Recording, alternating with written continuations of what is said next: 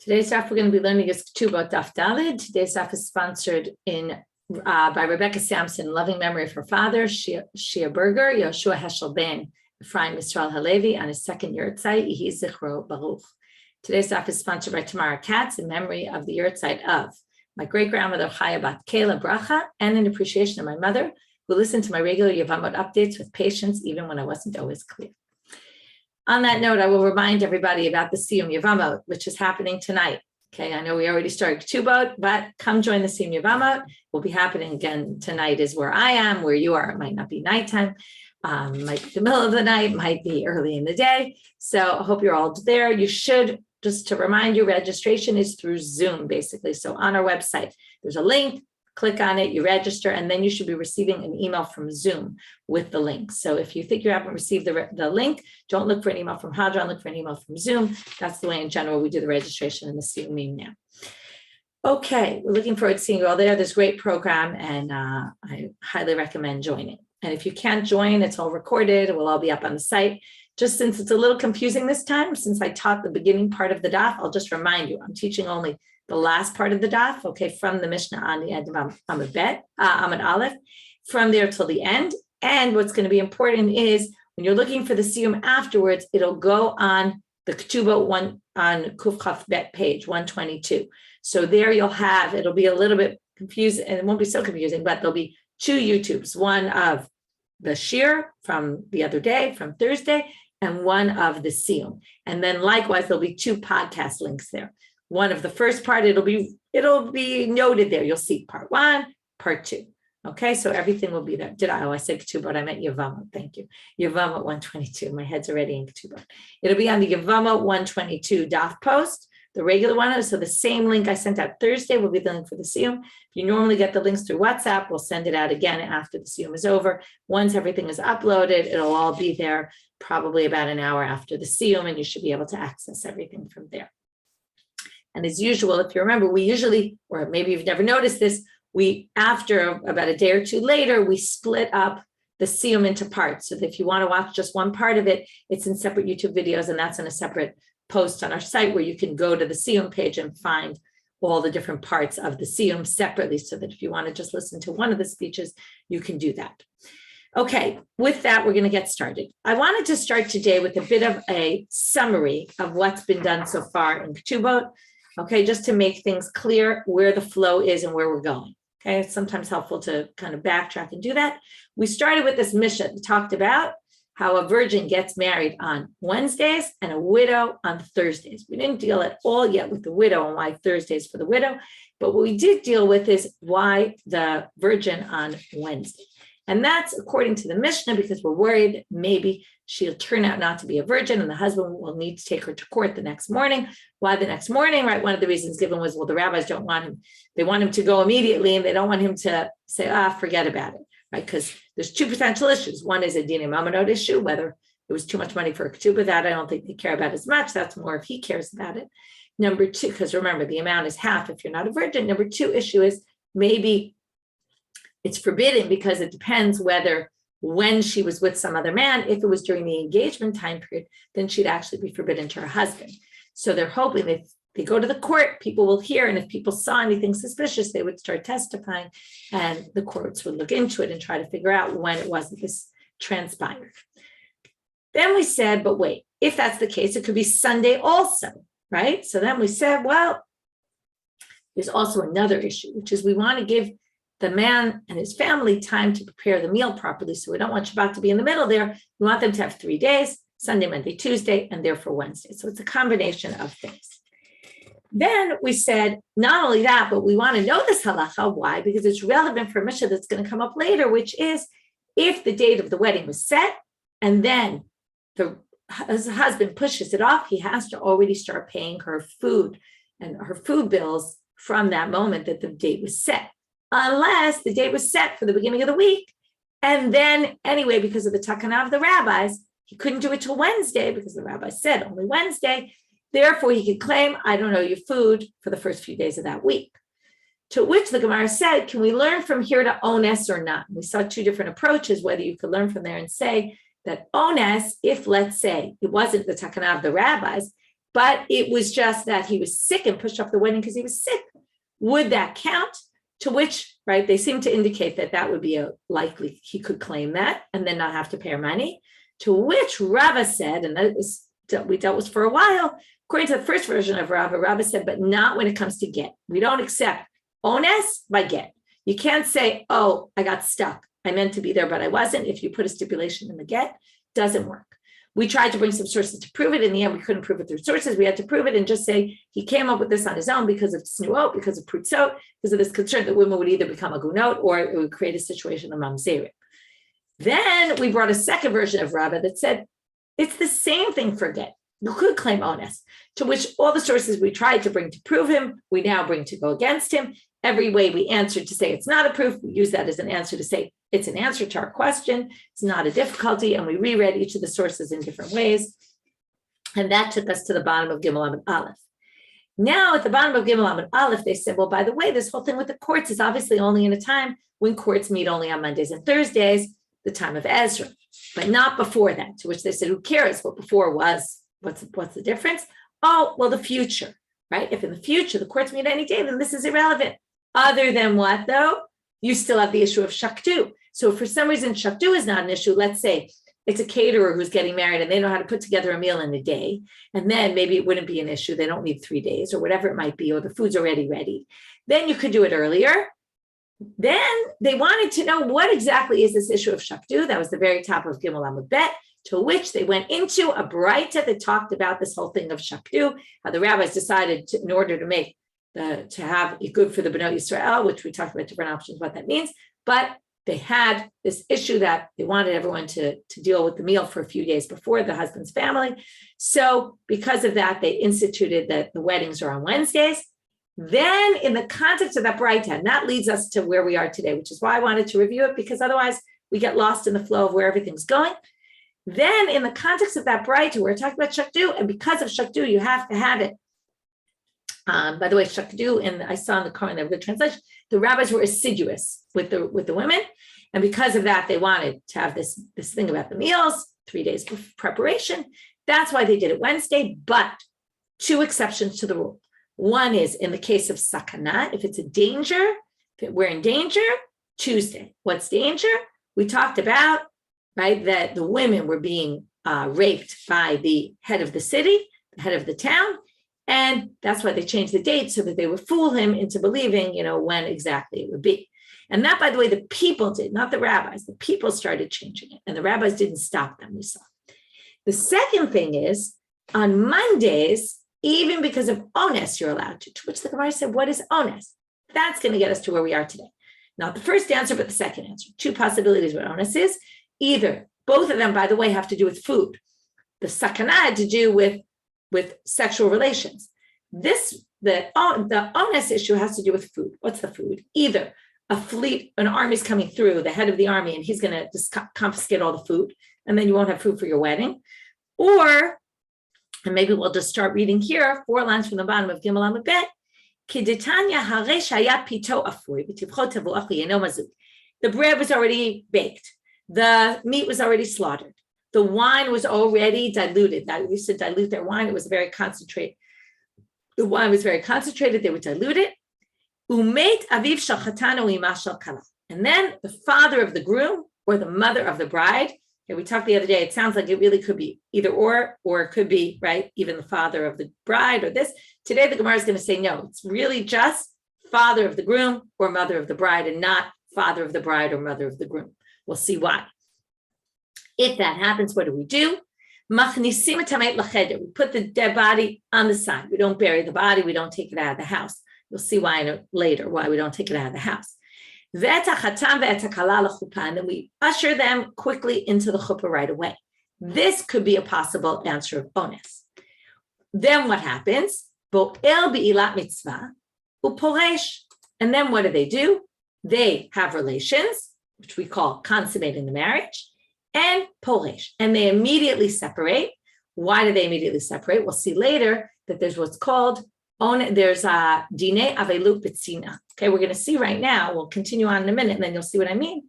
But one of the things you can't do when you're an avel is you can't have relations. Okay, tashmish hamita is forbidden. But we're going to have here not aveilut. Okay, why are we not going to have aveilut? Because we're going to learn that when you get married, there's the Sheva bracha, right? 7 days of festivities. Those 7 days of festivities are basically going to be like a regel. This is going to take us all back to Moed Katan when we learned about Din Aveilut. And that's going to override the laws of the regel, of aveilut, I mean. Just like if a holiday, right, if someone dies in the middle of a holiday, the holiday pushes off aveilut, right? You bury the person, but pushes off aveilut. Likewise here. So, noheg shivat yemei mishteh, okay, but what's the one thing? They're not allowed to have relations. Okay, why can't they have relations? Because we're going to see later that your noheg also aveilut b'tzina. That means you don't have any outward signs of mourning, but things that are private, you still continue to do. So you're bo'el bilam mitzvah polish. So you are allowed to have relations. By the way, there's a whole discussion about why you're allowed to have relations here, because theoretically, maybe you shouldn't have relations. So because you're an avel, but they say, no, we allow you to have relations. Why? So some people say, well, first of all, you're not an avel, you're an onen. And there's a debate about whether laws of onen, maybe the only Torah law of onen is that you can't eat sacrificial meat. That's where it talks about in the Torah.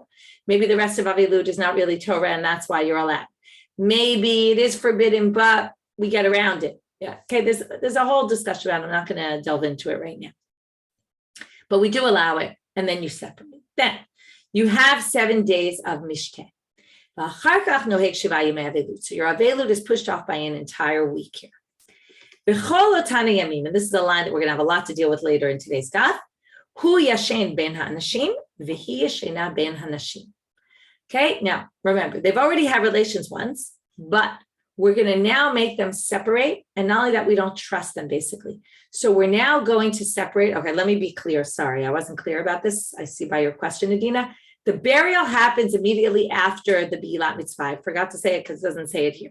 Because your Bo'el Bilat Mitzvah Poresh, so that night of the wedding, you have relations, and then you separate. Then you do the burial, just like in a holiday, where you would do the burial. You just don't do the aveilut.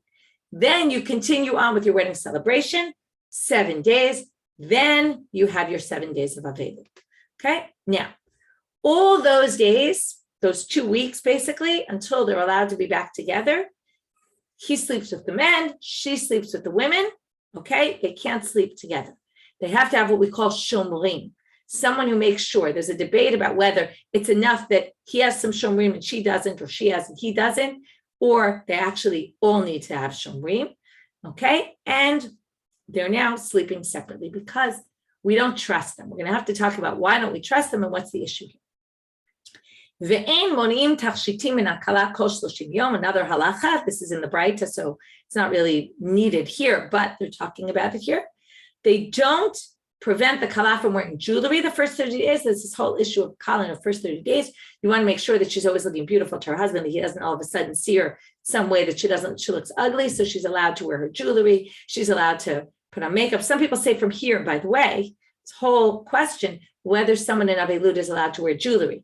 And they claim that from here, it sounds like normally you can't wear jewelry, but we'll allow her to wear jewelry specifically. So that it could be, there's a source here that women can't wear jewelry, even though it doesn't seem to appear so much. There's a big question about it. Okay, so that's the end of this braita. This braita was all brought, remember, to say what is the onus mentioned in the previous braita, that they would allow weddings on Monday, either because a fleet of an army is coming into the city, or in this case, because someone died, either his father or her mother.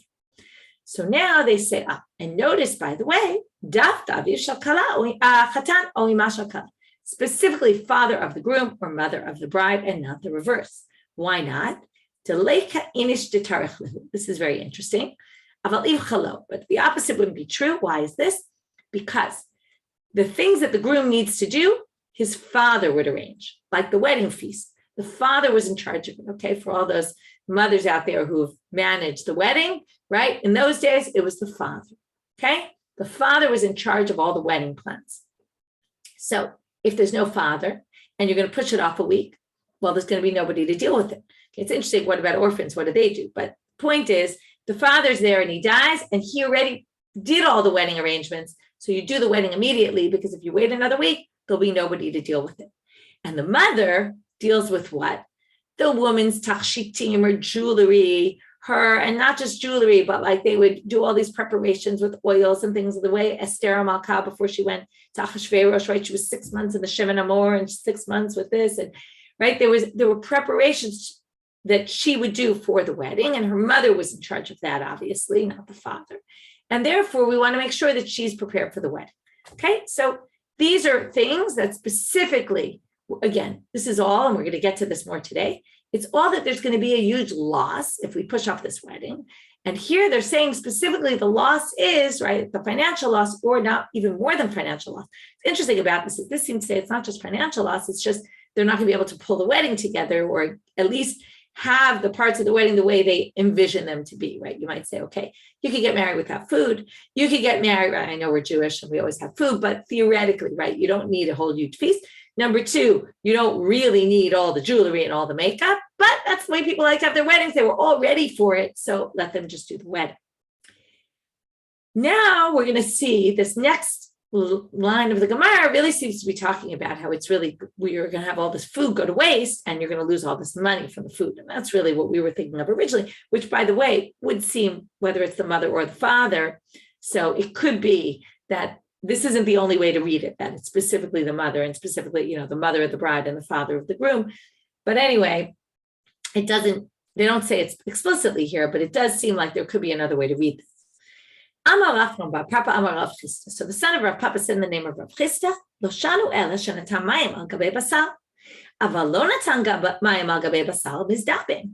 It's only going to be, and this is why it seems clear they're moving to the financial loss aspect and not the fact that there'll be no one to do your wedding, but once they poured the water on the meat, which was part of the process of preparing the meat, once they poured water on it, then it's no longer sellable. Before that, you could sell it. It's like clothing, before you take the tag off, you could return it. But once you take the tag off, it's worn, nobody's going to want to buy it. Same thing here with the meat. Okay, here it's a little bit different. It's not like a tag on a shirt. The shirt's the same shirt, except that maybe you wore it. But the idea here being that once you go through a certain process of the meat preparation, nobody's going to want to buy your meat. So therefore, he said, if it was before that, then theoretically, I don't know how they stored the meat, but right, you wouldn't need to store it. All you need to do is sell the meat, take the money, buy it next week, and then you don't push off the wedding. So now, within what Rav Chisda said, and Rav Papa quoted, we're now going to have Rava and Rav Papa himself, who's Rafram's father, are going to comment about this and narrow even Rav Chisda to the extent they're going to narrow it so much that the Gemara is going to say, well, then where does Rav Chisda's even apply? Like, where would you even have a case? So let's see. Amar Rava, ubikach, in a city, in a big city, even at a later stage, you could still sell your meat. So even if you put the water on the meat, it's still sellable. So in that case, you wouldn't push off the wedding if you live in a big city. And Rav Papa says, Rav Papa, if you're in a village, even if you didn't pour the water on the meat, no one's going to buy your meat because you planned for this big feast. You live in a little village. You don't have enough people to sell the meat to. What if they don't want to buy meat? You're stuck.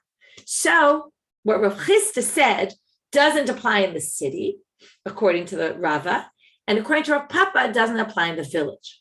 Okay, well, what is there if not cities and villages, right? That's everything, covers everything. So now the Gemara is going to say, well, so in what case was Rav Chisda talking about that it all depends whether you put the water on or didn't? To which the Gemara says, or Rav Ashi answers, Rav Ashi, like the city of Mata Machasya, okay, we all know this. There's some cities that are bigger, some cities that are smaller. This is a city that's in between. It's something in between a village and a city.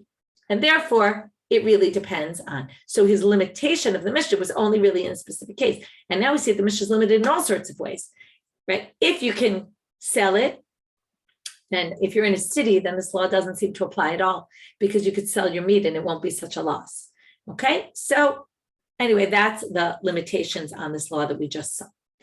Now we're going to bring a braita to support Rav Chisda, and that braita is going to lead us on another trail. Okay, this is a classic Gemara. First of all, I hope that you're feeling a little bit more comfortable in the Gemaras of Ketubot. It's much more like the typical Gemaras we had until now. Okay, the kind of similar structures that Yevamot really had very different kind of structures of Gemara and a very different type. And I would say a lot more confusing. This is a little bit more structured and clear where they're going. But again, I'm always just reminding you where we're going. So now we're going to bring a braita to prove Rav Chisda's limitation about the mayim, that once you put water, again, as we did before, which is, again, we started with a braita about shakadu to explain what shakadu was.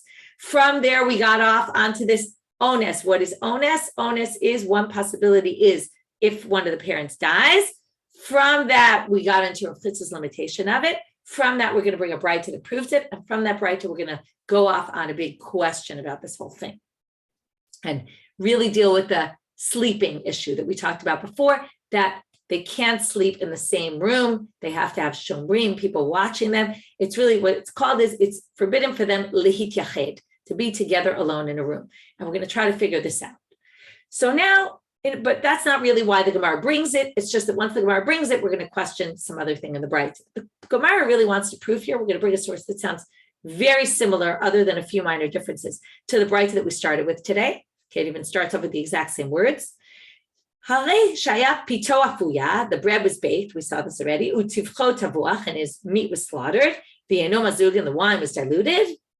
And here comes the big words, which is why they brought this braita. V'natan mayim al gabei basal, and you put the water on the meat, which would sound like if you didn't put the water on the meat, this wouldn't all be true. You push off the wedding till after the shiva.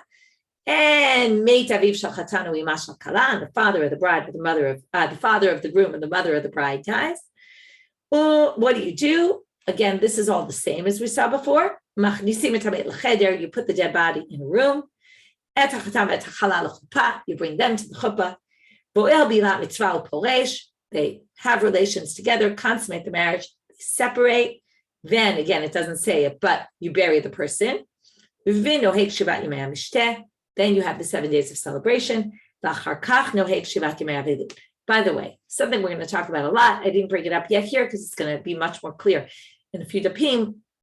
We're going to do this huge comparison between aveilut and simcha and marriage. There's the 7 days, there's the 30 days we saw by the kala, like shloshim of the aveilut, right? That she could keep her jewelry on for the first 30 days. There's a year, something about being right in the first year, for example, even in the Torah, right? If you just got married and you didn't have your full year, you don't have to go to war. There's all sorts of things that parallel the aveilut process. Okay, so there's a lot of parallels there. We'll get much more into that. But right now, I'll just mention it. What happens now after the 7 days of aveilut?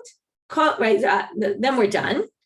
All those 2 weeks that they're both in the Sheva Yemei and the Sheva Yemei aveilut. Hu yashen ben hanashim v'ishto yashena ben hanashim. He sleeps with the men, she sleeps with the women. And v'chein. And just like this, there's another case that's very similar. What is that? We made mention of this the other day. Misha pirsa ishto nidda. If you have what we call a chuppah nidda, if the woman is menstruating at the time of the chuppah, you have the same issue. This is what we do when we do this. You have to make sure when people go into the yichud room, someone is in that room. Okay? When they go home, they can't sleep in the same room, or they can sleep in the same room if someone else is in the room. It's a crazy situation. Hu yashen ben ha'anashim v'hi shena ben hanashim. So they have to sleep separately. Likewise, it says this line from before. They can wear jewelry for 30 days. Ben kach uben kach, and either which way, lo yiv'ol, they can't have relations. Lo be'erev Shabbat, lo be'motzei Shabbat. They can't have relations for the first time. Not on erev Shabbat, not on motzei Shabbat. That we'll get to tomorrow. Okay, the very end of today's stuff, but I don't even know if we'll get there because it really just starts the first line of questioning and moves on. We'll see how if we have time, but it's really all part of tomorrow's stuff. So the first thing we're going to do, so we brought this braita to prove Rav Chisda, which we already did. We're done with it. It said there, as if he poured the water already on the meat, that's when we push off the wedding, which seems to imply not if they didn't. But now we're going to go to this thing about them sleeping and yichud, and they can't be together in a room, and what's the issue and when, etc. So the first thing they want to point out is something I mentioned earlier, which is, Hu Yashem, so Amar Mar means we're going to quote something we quoted earlier in this braita. Hu Yashem ben Anashim, Hi Yashena ben Anashim. This line, Messiah Leila Rabbi Yochanan, can be provided as proof for Rabbi Yochanan. Rabbi Yochanan's an Amora, and it's always good if you can bring proof for an Amora from a braita. So why don't we say that this braita supports what he said? What did he say? Ta'amar Rabbi Yochanan, Even though they say on a holiday, and this is like a holiday, basically wedding is like a holiday, even though on a holiday there's no laws of aveilut, anything private, like sexual relations, which is obviously a private act, is noheg. Okay, so you can't do things of aveilut that are forbidden in aveilut if they're done privately. So anything private, that you see from here, because that's why they separate them. Darash Rav Yosef berei Rava mishmei Rava. Here comes the big line, which is going to cause a lot of confusion. Lo shanu ela shelo ba'al. We're only concerned if they've never had relations before, and then we have to separate them. Aval ba'al, but if they already once had relations, there's this concept, and we're going to talk about this, that if the couple has never slept together and they just got married, there's this strong, strong desire. It's going to be very hard to keep them apart. So then you have to separate them. But if they've already had relations, then you don't have to worry about it. Okay, like for example, let's say a woman menstruates the day after the first night of her wedding. You don't have to have someone in the room with them because if they've already had relations, it's fine. Okay, now, this whole sugya, by the way, Pirsani da, or all of this really, or the fact that they're paresh miyad, there's another halacha which developed by rabbinic law, which is if she's a virgin and she bleeds from the dam betulim, from tearing her hymen, they have to also separate immediately. And that's really what we call dam makah. It's just a wound. It's not uterine blood. But the rabbis decided to be strict about it, and basically make the couple separate. So in any case, we separate, but we're not talking about that right now. I just want to put that on the side. They're kind of not paying attention to that halacha right now. They're talking more about the nidda issue. So now we have number one, the nidda issue, and number two, the aveilut issue. So both a nidda can't have relations and someone who is in aveilut can't have relations. So now they say, if they've never had relations, that's when you need shomrim. Once they've had relations already, there's this concept, okay, so you've had relations once already.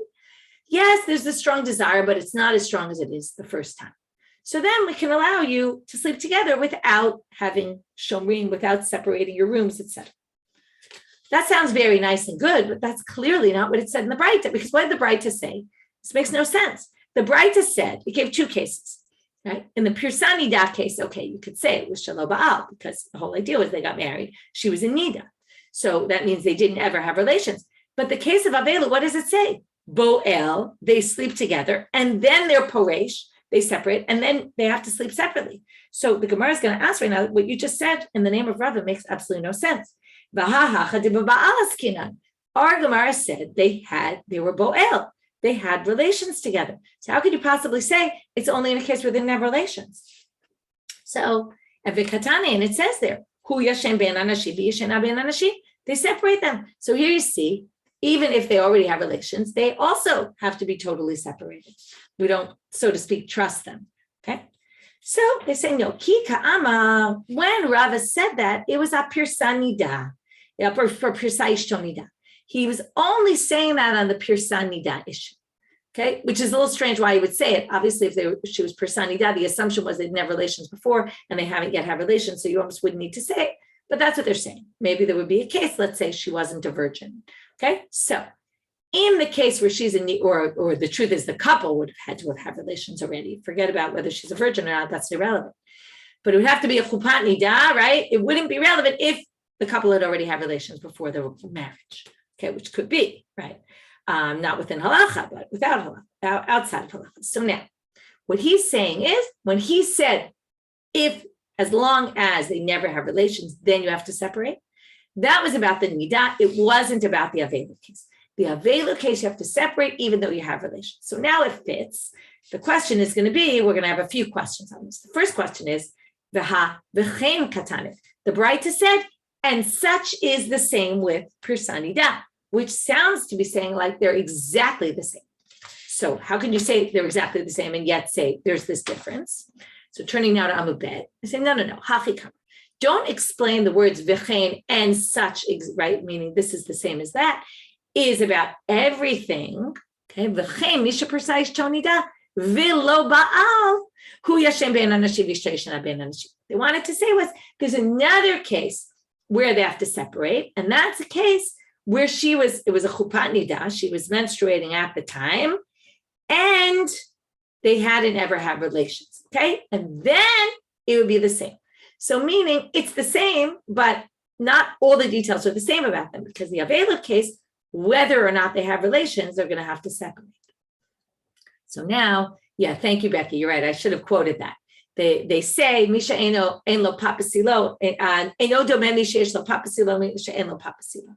Okay, in other words, it's different. Someone who has bread in his basket, meaning he's already had relations already, is not the same as someone who's never had bread in his basket. Okay, anyway, now they say, this comes up in other contexts as well. So now they say, wait a minute, this is making a certain assumption. Why would we distinguish the cases? It's very obvious, and what Becky was quoting is something that we always say about chupat nidda. It's saying, since they've never had relations, this yetzer is very strong. So why by aveilut? They've already had relations. Why do we have to be so strict and make them sleep in separate rooms? Are you trying to say, and they're saying it, and then but as a question, are you trying to say the aveilut kila leminida? Now, don't get confused by the language. The language sounds like aveilut is more lenient than nidda, which would be the opposite, because we're being more strict by aveilut. What they're saying is, people will take aveilut less seriously than they take nidda. And that's why do we institute these, you have to sleep with people and you have to sleep with people, to prevent something that we're worried is going to happen. Now, when the white woman is in nidda and they've already had relations once, we're not so worried, because nidda, we've already learned this, is doraita, it's karet, it's super serious. So nidda, we're not worried that you're going to do that unless you've never had relations at all. And then we have to be extra careful, because we're assuming the yetzer is so strong, right? The inclination, the desire is so strong. Once it goes a little bit down, right? Instead of being at 100%, it's at 90%, then already we assume the woman's in nidda, you're going to be pretty careful about it. But by aveilut, since people are more lenient about it, they don't take it as seriously, then we have to be extra careful and say, well, since they might not take it as seriously, we're going to need to institute this chumrah to basically separate them entirely. So they're making this assumption, but they're raising it as a question. So let's read it now from the beginning. Lemema, are you trying to say that aveilut is kila leminida, people take it less seriously, which is why we need to institute more safeguards around it? Well, this is, by the way, similar to a line we've learned many times. Chachamim asu chizuk ledivreihem yoter mishal Torah. Right? Sometimes rabbinic law ends up with more safeguards than Torah law, because Torah law people take seriously already, rabbinic law less serious. So, but that's not true when it comes to laws of what we're going to call what the law, they're called harchakot, which is all sorts of, the rabbis instituted all sorts of things when a woman and man are forbidden to have relations with each other. There's always this fear that they're going to, maybe their desires are going to get the better of them. So they instituted all sorts of things. Don't do this, don't do that, don't do that, don't do that, so that you don't create a situation that creates intimacy between you. So assuming we take this theory to other places, we'll say, okay, so anytime the couple's in aveilut, we're going to be more strict about the harchakot than in nidda, right? That would be the same, because this is basically just a harchakah. We're trying to harchakah from the language of to distance them. We're trying to distance them and prevent situations of intimacy that are going to cause them to sleep together.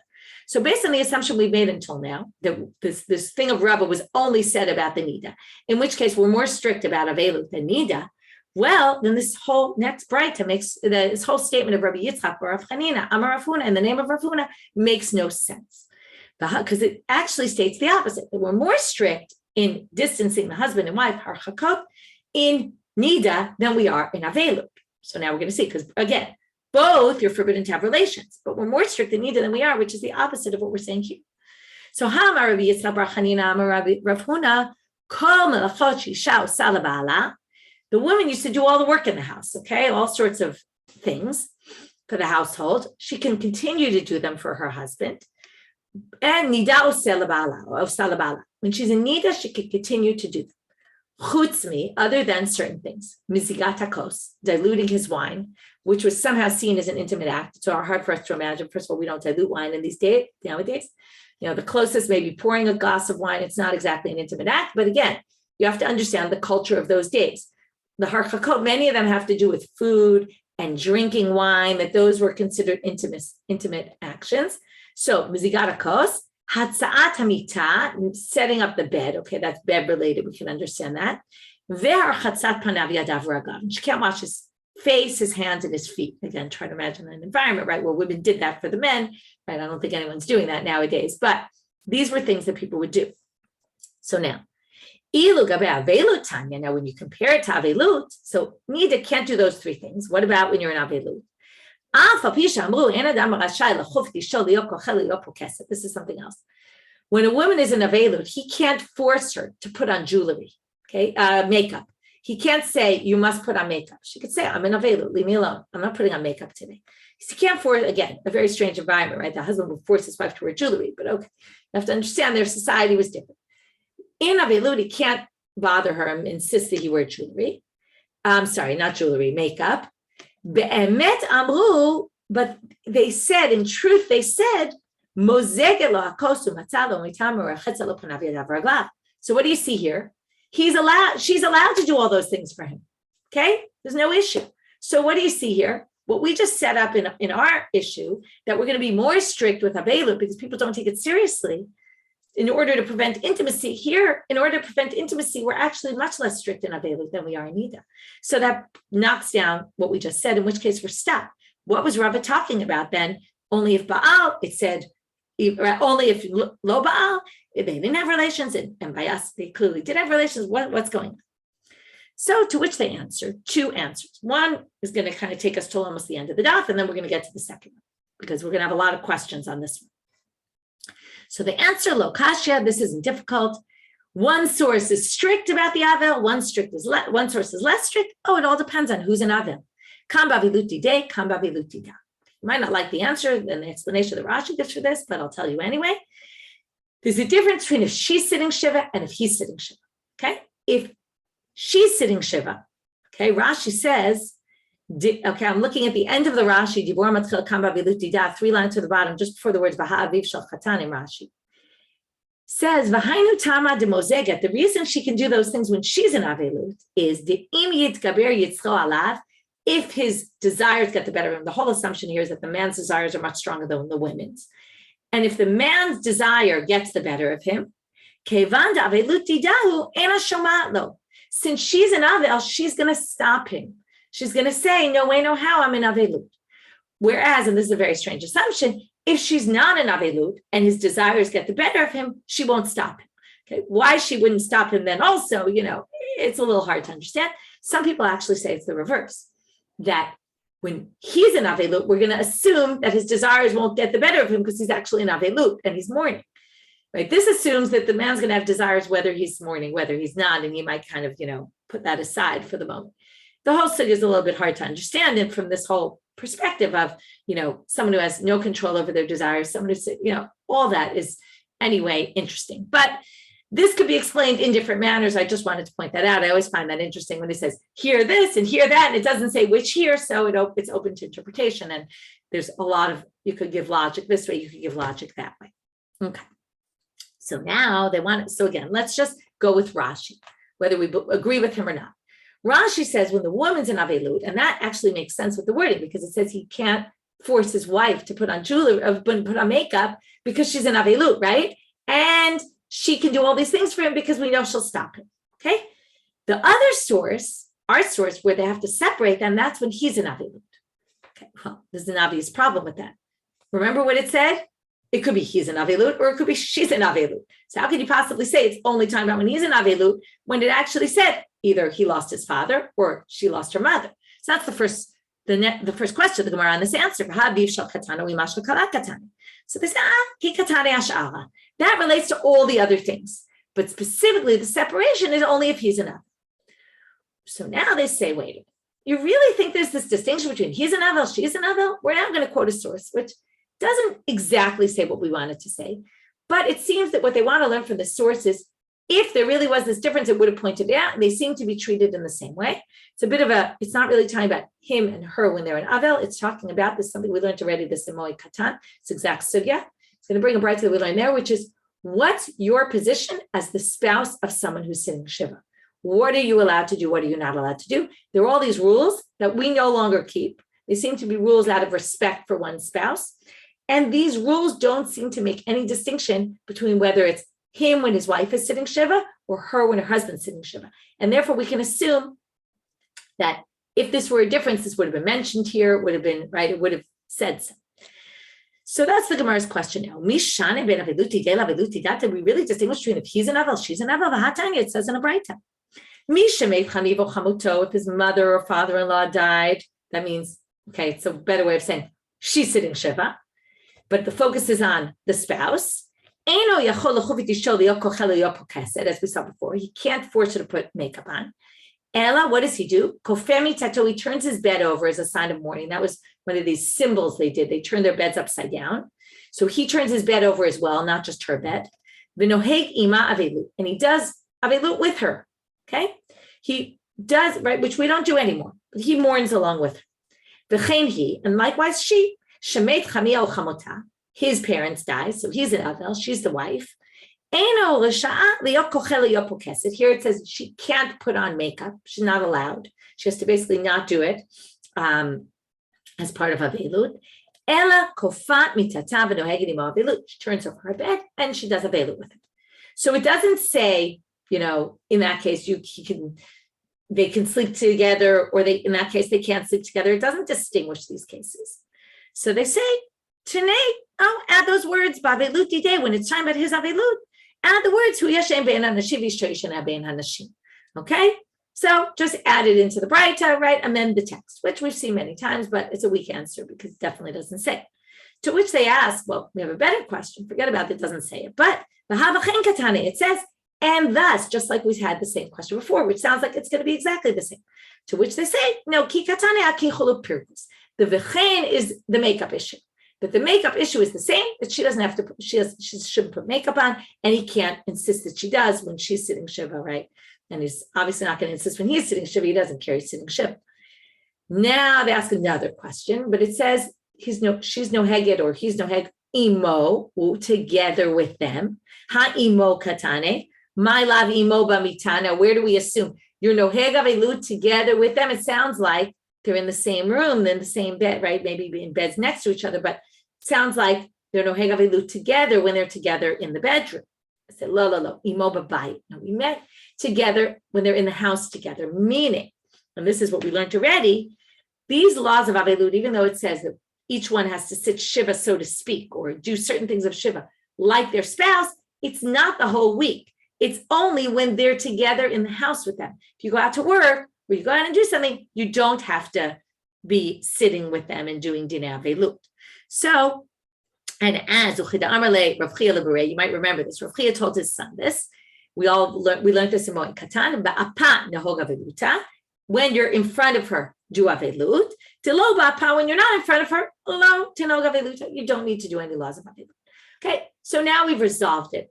It's not an issue, this source. You could say, we still distinguish, even though it didn't say so. We distinguish between his aveilut and her aveilut when it comes to this issue of sleeping. Because it didn't mention it, so you could claim that's a distinction. That was all the first answer. Now we get a second answer. Rav Ashi Amar, Mika medavet aveilut hachal aveilut. I'm going to forget about separating his aveilut, her aveilut. Let's go back to the original question. In one source, we said we're strict about it. In the other source, right, which was about this case where someone dies right before the wedding, a father or mother. Then we have the source about regular aveilut, right, where then laws of harchakot are more strict than nidda, are less strict than nidda, whereas by us they're more strict than nidda. So Rav Ashi says, you're comparing regular aveilut, our aveilut, this unique situation, to regular aveilut. Those aren't comparable. Okay, so let's read. Are you making similar aveilut hacha, our aveilut where the parent died right before the wedding, la aveilut the alma, to regular aveilut when it happens at some point during the marriage? Aveilut alma chamir v'lo ate lezazulebe. Regular aveilut, everybody's strict about tashmish hamita. Everybody knows that. We're not worried something's going to happen, and therefore we can be less careful about all the intimacy related, some of these intimate related issues, these harchakot. But aveilut hacha, in this case, because the rabbis were lenient with the aveilut, people are going to be maybe less careful about it. So now we're left to explain, how are they lenient about it? My kula. We started, maybe it's because we're allowing them to have relations when really they're not supposed to. So that's not true because hatam mishum delo chalalav aveilut. Aveilut hasn't started yet. Remember we said we leave the dead body in the house. Why? Well, you're going to see. Ila Rabbi Eliezer, when did laws of aveilut start? According to Rabbi Eliezer, they start ad shetzei mipetach habayit. They don't start until the body leaves the house. Then they kick in and then they can't have relations. So that's why they left it in the house. And basically there was no aveilut. You can't say that was a kula. It's a law. Ila Rabbi Yoshua, who disagrees with Rabbi Eliezer, it's ad shesatem agolel. Until they close up, okay, there's a debate what this is. We've seen it also before. Either they would close the coffin, they would put the cover on the coffin, the actual burial. That's when aveilut starts. Or they buried people in burial caves and they would put a stone to cover the entranceway to the cave. So one of those, but certainly that hasn't happened. So it's not that we allow them to have relations. That's not a leniency. So what's the leniency? With this, we'll finish. The fact that we allow the wedding celebration to push off aveilut, that's why we're worried they're going to end up sleeping together. Because they'll say, oh, we're in Yeshav Yemei HaMishteh. We can have relations again. You have to put the whole betulim aside. So that's all the rabbinic thing that came probably maybe even later. But assuming they can be together for other reasons, then you have to separate them because they'll think, because we're doing Shav Yemei HaMishteh and we're pushing off the aveilut, maybe they'll think that aveilut b'tzina isn't relevant and they don't have to do any aveilut. That's why we separate them, even though they've already had relations. So it took us a long while to get here, but either we distinguish his aveilut, her aveilut, or I think Rav Ash's is a better answer, that we're going to basically say this is unique. This particular situation of aveilut is unique because we've been more lenient. Okay, with that, we'll finish for today, and we'll start with the last line in the braita about the Erev Shabbat, Motzei Shabbat. When can't you have relations for the first time and why? Okay, so we'll talk about that tomorrow. Have a great day, everybody. Shabbat Tov, and see you all hopefully at the Shiur tonight.